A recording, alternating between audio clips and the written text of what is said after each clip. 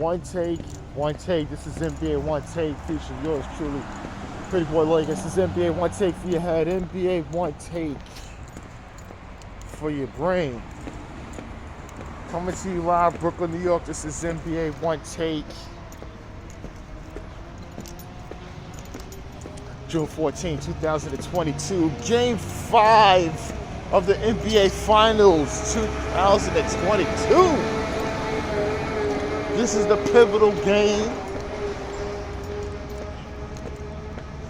Series is tied 2-2 with the Golden State Warriors in the Bay versus the Boston Celtics, who is taking this 3-2 lead.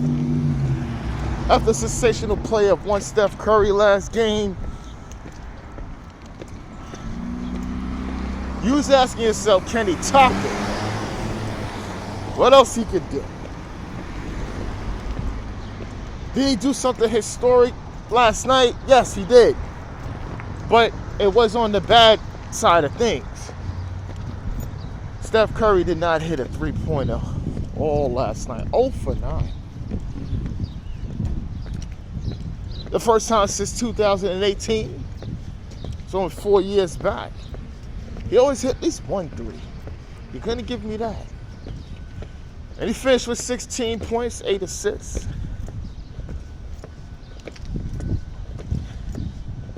So you ask yourself, did they win? Yes, they won. And they take the 3-2 lead with help from Klay Thompson, who had 21. Jordan Poole off the bench with 16. GP2 also chipped in 15 and 5.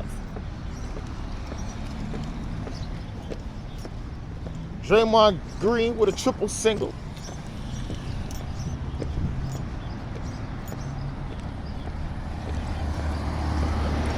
But Andrew Wiggins. Wiggs. Yeah, that's a name I don't say a lot. And damn sure though that's a name that I do not talk extensively. But Andrew Wiggins, my God. Yeah, 26 and 13. Yeah, it's not too big, but his impact in this game, offensive and defensively, is something to be admired. You know,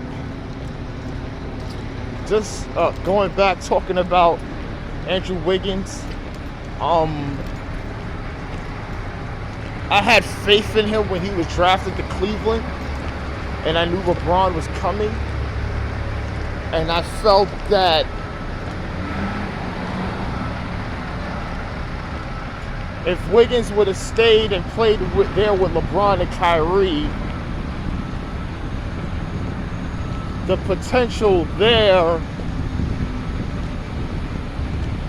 I think they would have been really formative in winning multiple championships. Even though he was 19 and very young, he was a raw talent that had real good upside. And I thought that under LeBron teaching, that he could mold them into a great two-way player.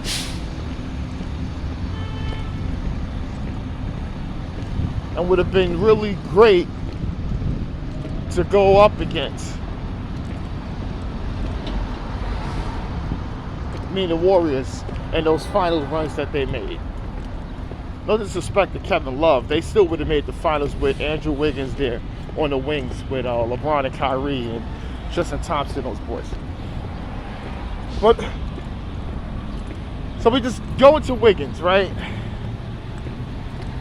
Wiggins had that type of, he had some good individual seasons in Minnesota. They was losing bad, and they went to the playoffs once. That's with Jimmy Butler. He didn't have too many bright spikes, but was heavily I doing Karl Anthony Towns anemic performances, but Wiggins wasn't that great either against the Rockets, and they got beat down in 5 games. And we know what happened with Jimmy Butler. He questioned him, and they went at it on Twitter. He went out with his brother as well, and then after that, he was just more of an afterthought. But now he's to the big stage, and he's producing. So Andrew Wiggins right now is producing and playing well. I was internet buzzing with that finals MVP things, like he's trying to steal it from Steph Curry. Not really. But it's interesting you guys say that. Because you know Iguodala wasn't supposed to win that, but the geeks and people threw out that narrative, and a lot of the voters went ahead with it, which they shouldn't have, because it was disrespect to Steph Curry, who did struggle because Matthew Dellavedova in 2015 was playing rugby instead of basketball, and Steph had to readjust his game to burn his you know what out.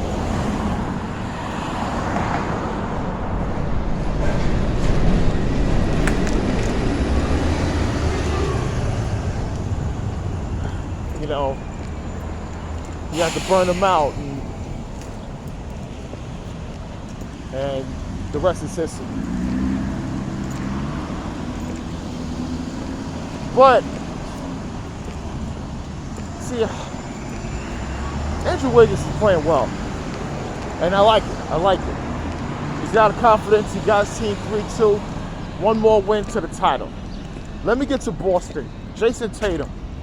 Listen, in the game, he was, I think game 4, he got froze out by teammates because they went for a lot of home runs instead of working with him. And I said this on a friend's post, and you know, I'm gonna be totally honest. I understand you give these tributes to Kobe, and the thing about that, right?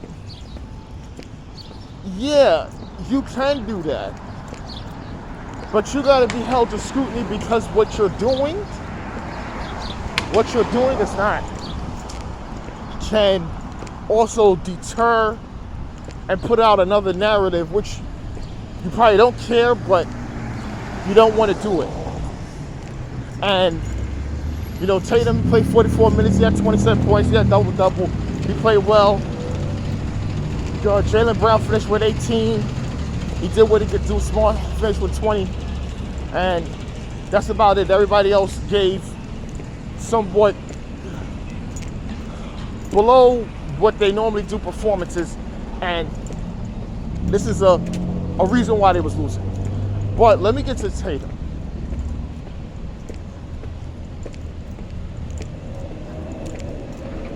When I said on my friend's post, I said, look, Kobe went down 3-2 against the Celtics, right? And a player on a team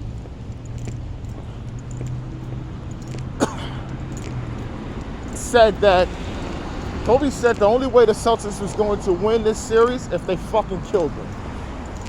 And he was dead serious.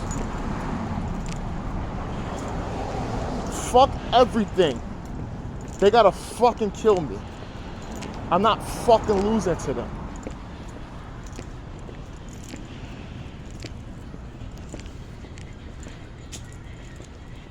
Because he said, because the loss in 2008, that fucking damn near crushed them. And you understand, it's not about getting to the finals. It's about who you losing to, the expectation to put upon your shoulders, and what you're going to do. Kobe ran his body to the damn ground attempting to catch Michael Jordan. That's why he gets so much love. And the young guys that somewhat do the Mamba mentality thing, listen, that's just a slogan. You gotta understand when Kobe says that Mamba, this is way before all this bullshit. He said the Mamba mentality is a marketing slogan to make money. He knows that. He's not stupid. But the work, the mental preparation you gotta have, you gotta fucking love this game. You can't be timid and a little snarky and think.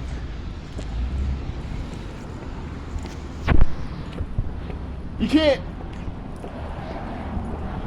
can't be cute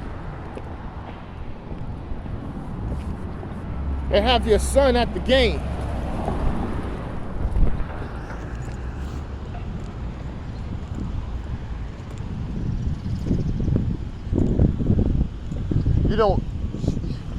You have to understand that.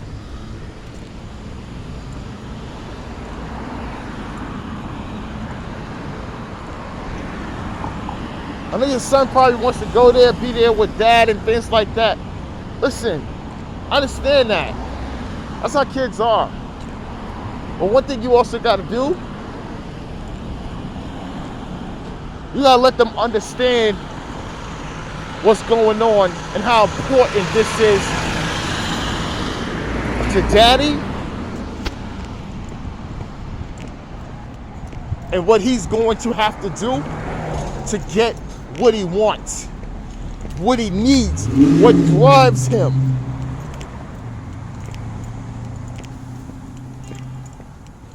Gotta have purpose besides loving your kids. You gotta have purpose when you have a profession that you love to play. But then you gotta have that obsession. Kobe had an obsession and put it in his damn mind. He did it when he was little. You're born a fucking dog. And then you utilize all the skills and things later, but you're still born a dog.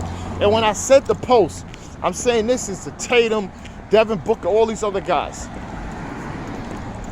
You gotta be born a dog. So when Gilbert Arenas, this is my man, I love Gilbert. He was another one. He was born a dog. And when he says, yeah, the guys have the skill, right, to go out there and get 30, 40, 50. But the other part of it is not something that could be taught. That has to be inside of you. Understand, there's guys born dogs and they just straight up leaders. And there's guys with skill learning to get around. So when I see it with Jason Tatum, I see he's real timid on the court. Because if you're honoring Kobe, you want to put the armband and everything on. What I saw what he was doing last night, a little resemblance of Kobe. Kobe would just fucking go to the post when he played against the Celtics. He's punishing Tony Allen. He's punishing Ray Allen, whoever was there. Paul Pierce, he just did not give a fuck. He's gonna punish you. I don't care about the percentages. I'm gonna die on my sword. You gotta be able to take that. When Brad Stevens threw out the fucking playbook last year, when the Celtics was playing the Nets in the first round, Tatum had 50. He had 50. I was at the Barclays Center when he had 50. He had 50. He killed the Nets that series. Jaylen Brown wasn't there, but that's what they need. I know Ime Udoka, but if you guys keep playing the way it is, you got to be able to take this whole fucking thing. You got to be able to take everything. Talk to the leaders. Talk to Smart. Talk to Hal Horford. Talk to Jaylen Brown. Talk to those guys and be like, I'm going to die on the fucking sword. I'll lead it. And do it. Because that's the only way you're going to beat this team. That's the only way they're going to beat the Warriors. But this is NBA Onetake's Pretty Boy Laker, and I'm out.